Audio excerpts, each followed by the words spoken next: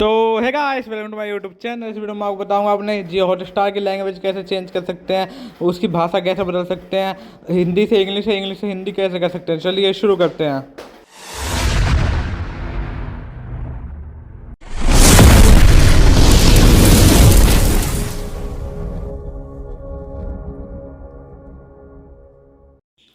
सबसे पहले आपको अपने मोबाइल जियो हॉटस्टार को खोलना है।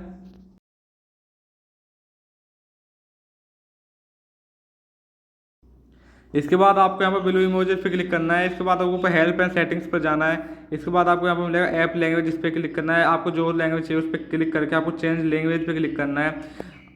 फिर वो लैंग्वेज चेंज हो जाएगी। जैसे मैंने इंग्लिश से हिंदी में चेंज करा तो यहाँ पर टीवी, फिल्में, खेल और हर चीज़ हिंदी में आ लेगी। आज भारत में टॉप 10 ये सब हिंदी में आ रहा है।